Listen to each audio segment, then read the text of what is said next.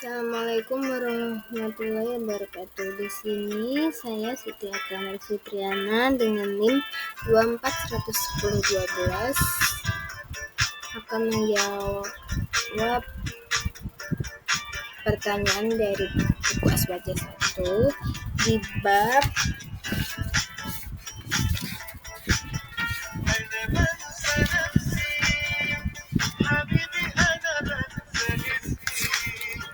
di bab 4. Yang pertama, jelaskan perbedaan musyawarah tentang kebenaran dalam ijtihad. Nah, jadi pendapat musyawarah mengenai kebenaran dalam ijtihad menekankan bahwa kebenaran bersifat berbilang. Artinya, terdapat berbagai kemungkinan hasil ijtihad yang dapat diterima selama tetap berlandaskan pada prinsip-prinsip usul fikih. Mereka percaya bahwa setiap mujtahid yang berijtihad dengan niat baik dan metode yang benar akan diakui oleh Allah.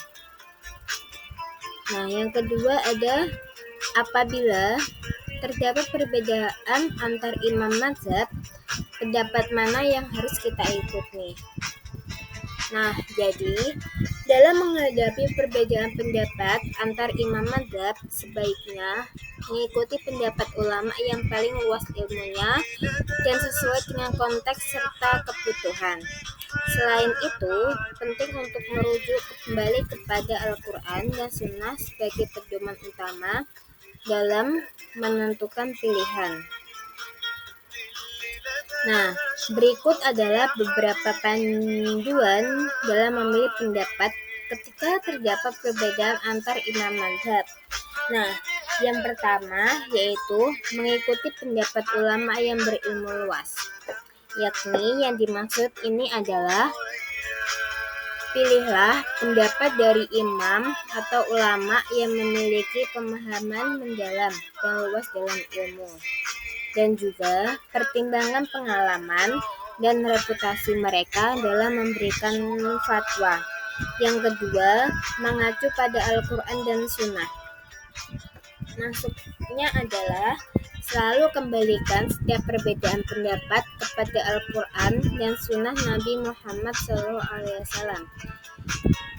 Dan juga pastikan bahwa pendapat yang diambil tidak bertentangan dengan prinsip-prinsip dasar Islam. Yang ketiga adalah mempertimbangkan konteks dan kebutuhan.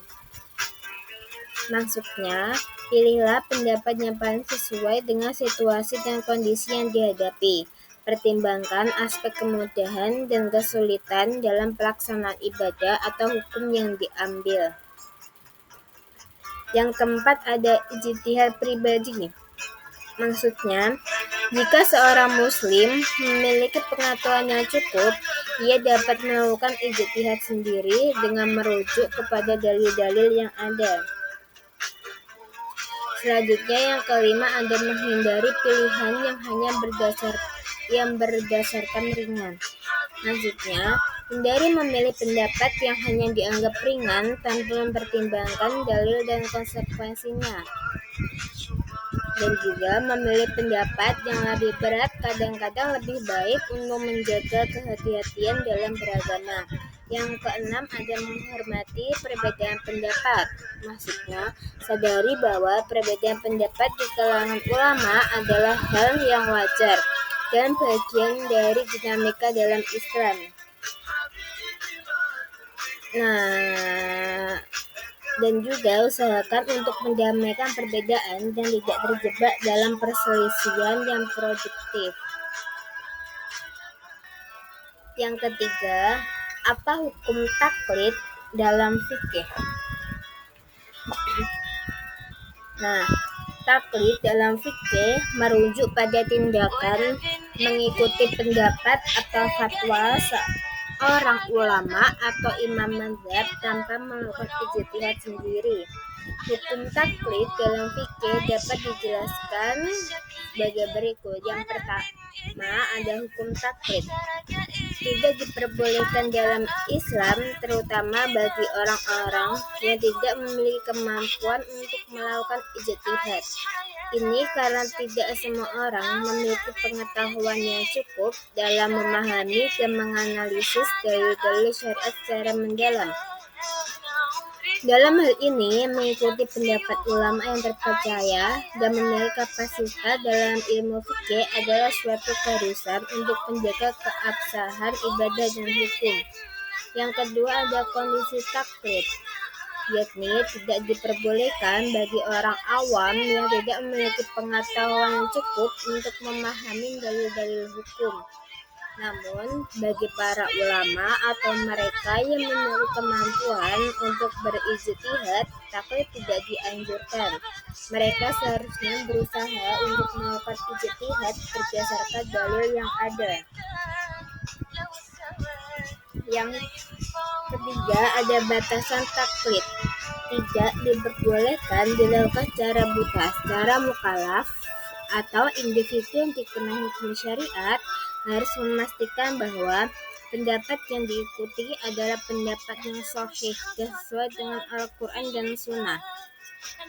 Ya, selanjutnya taklid juga tidak boleh menghalangi seseorang untuk mencari pengetahuan dan memahami hukum-hukum Islam. Yang keempat ada perbedaan pendapat.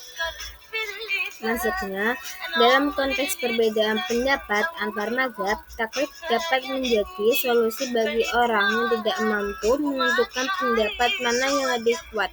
Namun, penting untuk memilih mazhab atau ulama yang diikuti berdasarkan kriteria yang baik, seperti keilmuan dan integritas. Yang kelima ada kesadaran dan tanggung jawab. Meskipun taklid diperbolehkan, setiap individu tetap memiliki tanggung jawab untuk memahami ajaran Islam yang berusaha untuk meningkatkan pengetahuan agama mereka. Nah, jadi secara keseluruhan, taklid dalam fikih adalah suatu hal yang diperbolehkan terutama bagi orang-orang yang tidak memiliki kapasitas untuk berijtihad, tetapi harus dilakukan dengan kesadaran dan pemahaman yang baik. Yang keempat, apa yang dimaksud dengan talfik? Berikan contoh dan jelaskan hukumnya. Nah, talfik adalah istilah dalam fikih yang merujuk pada penggabungan atau pengambilan pendapat dari beberapa mazhab atau sumber hukum untuk membentuk suatu pendapat atau keputusan hukum yang baru.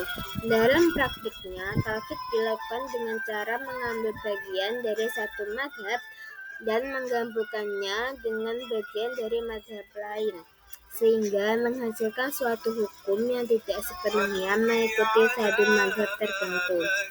Contoh talfik, misalnya, dalam masalah wudhu, seorang individu mungkin mengikuti pendapat Imam Hanafi yang memperbolehkan mengusap khuf atau sepatu dalam keadaan tertentu, tetapi juga mengikuti pendapat Imam Syafi'i yang mengharuskan mencuci kaki jika khuf tersebut tidak dalam keadaan suci.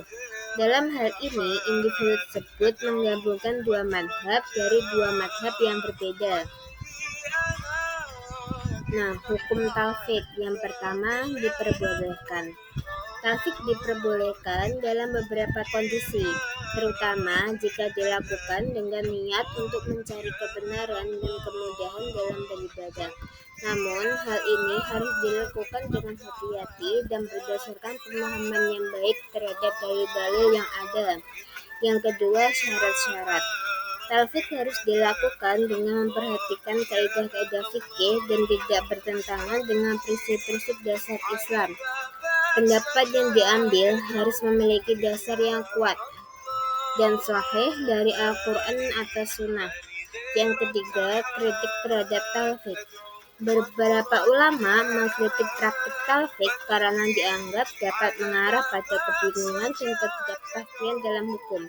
Mereka berpendapat bahwa mengikuti satu mazhab secara konsisten lebih baik untuk menjaga kejelasan dan kesatuan dalam praktik ibadah. Talfik juga dapat menyebabkan seseorang mengikuti pendapat yang lebih mudah tanpa mempertimbangkan konsekuensi hukumnya lebih dalam. Yang keempat, ada praktik dalam masyarakat.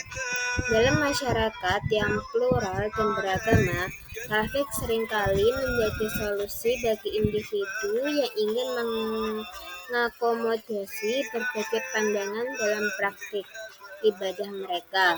Namun, penting untuk melakukannya dengan bijak dan tidak sembarangan. Nah, sekian yang dapat saya sampaikan. Wassalamualaikum warahmatullahi wabarakatuh.